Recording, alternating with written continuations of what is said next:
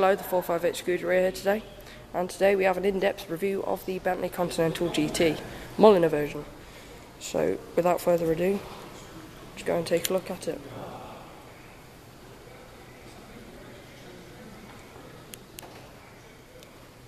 And I'd like to thank ESP Cars again for letting me review their Bentley.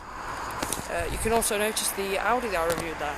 So yeah, a big thanks goes out to them.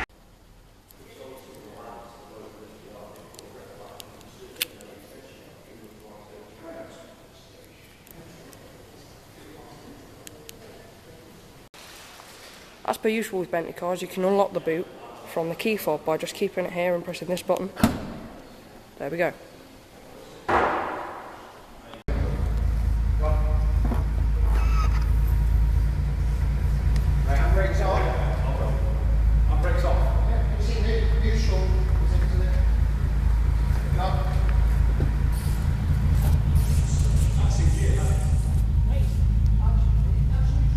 And in this episode, we have a new presenting style, which is more of, you know, if any of you have watched Saab Kylo 4 videos, then you'll know what I'm actually trying to do.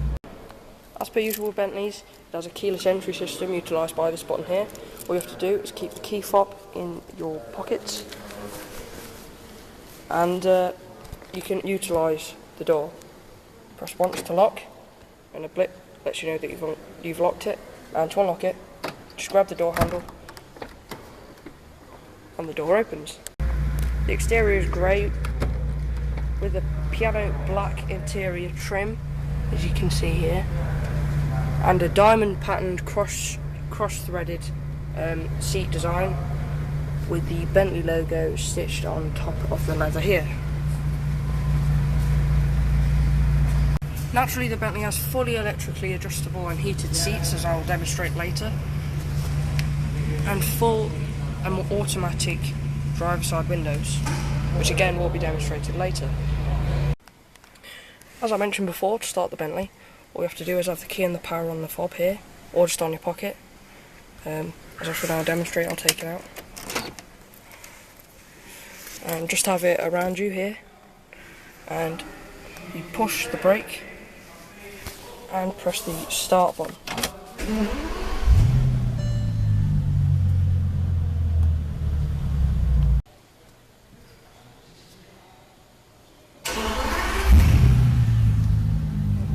The Bentley has a rather unique 4-spoke design steering wheel with grip extensions to the side here, and if you look here, we've got Le Mans style paddle shifters, or you can alternatively use the Bentley semi-automatic kind of device that is on actually most Bentleys now.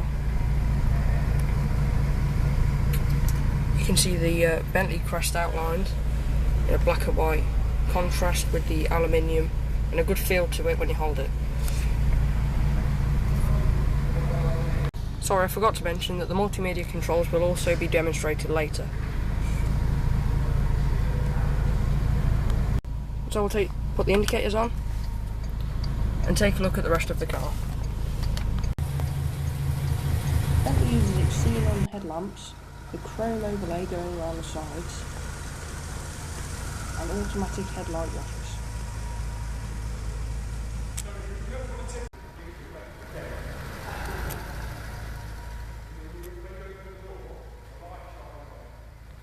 For the Muliner Bentley, we have special 20-inch alloy rims with titanium fastener belts.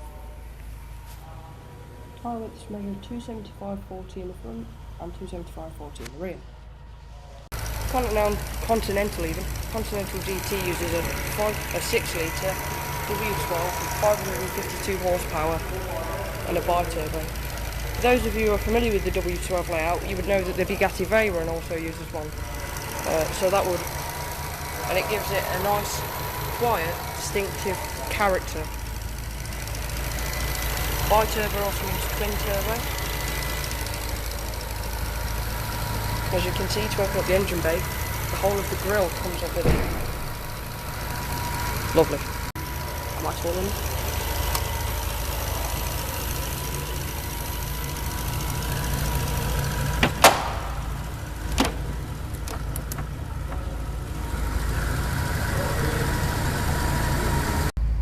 The Bentley also has an electronically adjustable spoiler which you can control by the 2 buttons here. This one's up, this one's down. So if I press this one, the spoiler revolves up, and if I press the other one, it'll go to a different adjustable lengths, and then you can feel it go down.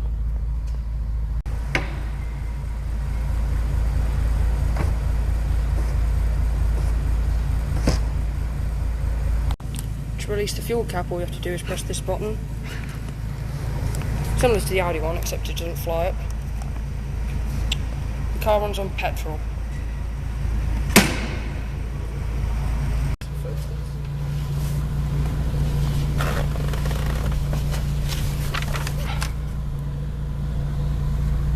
As I mentioned before, you can have 2 different startups.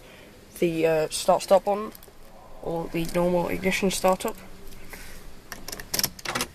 You'll know what it's like to start up an ignition car, hopefully. You put the foot on the brake, then twist the knob.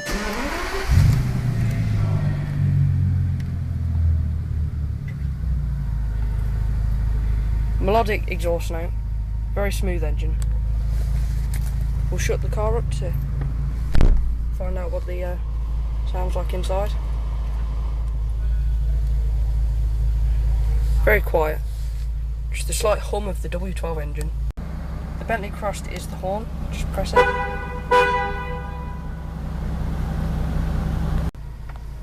Now let's take a look at Bentley's navigation system.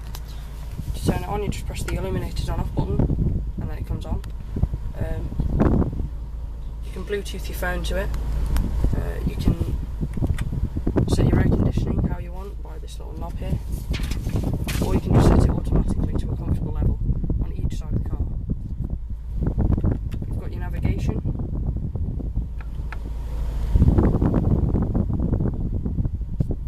trip computer, which will show you what your miles per gallon is and how long you've been on the journey. Like the Audi, the local traffic in the local area. You can also get some help with it, just in case you're stuck with any of the system settings. You can reset the system, and of course you've got your radio.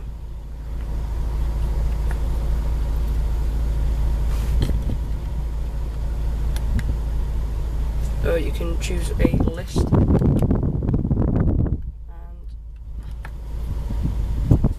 Utilising the volume buttons on the steering wheel.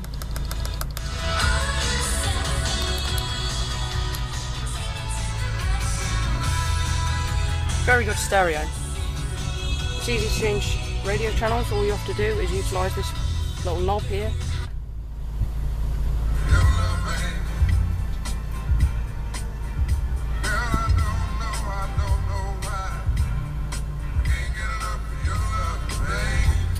Excellent. You can also change to a CD input. Of course I've got no CDN. Anyway, you can also have a map, which is not satellite navigation, so you'll just know where you are in a 3D way, I'd say. You've got your phone, which is also utilising the multimedia controls on the steering wheel.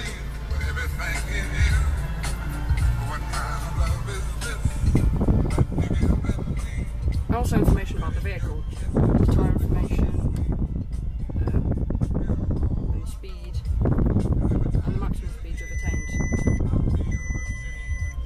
The tyres are slightly, get rid of that noise. You can also set up to your user profile, which means if you set up a profile you can set the car exactly to the standards that you want it to set. Very easy to use system. To turn it off, all you have to do is press this, but the radio will stay on.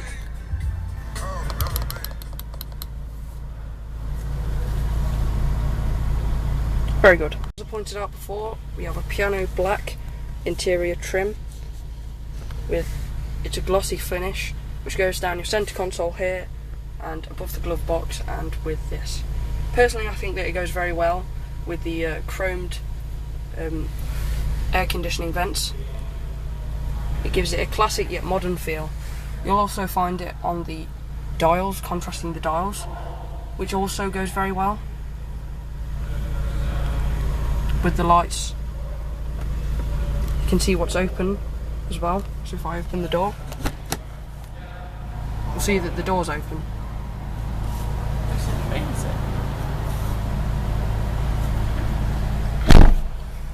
You can also see this chrome overlay, giving a 3D effect.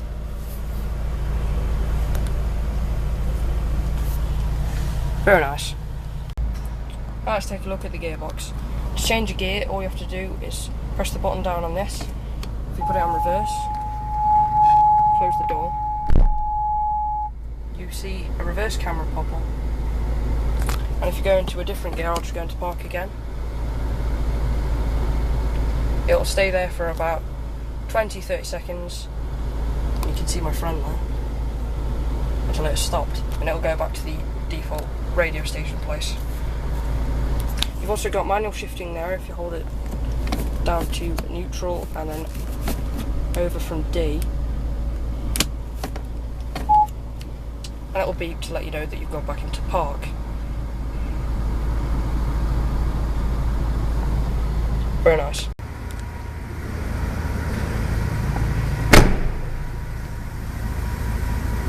Continental GT isn't exactly a small car with a wheelbase of 108.1 inches, but keeping that in mind, Flying Spur, which is the four-door quadrant of this car, has a wheelbase over 10 inches longer than that.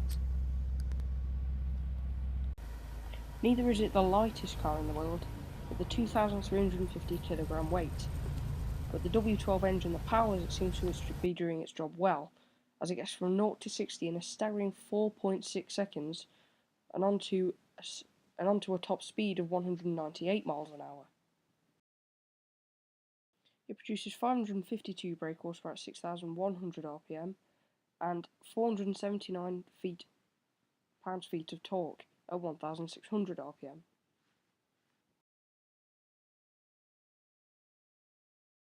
We'll just give it a slight rev just as a, to see how it sounds. I got in trouble for the last time, so.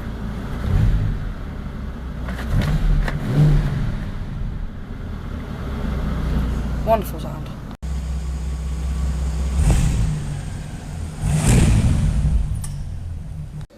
Well, this has been a review by me, Cameron, with my special guest, vehicle director.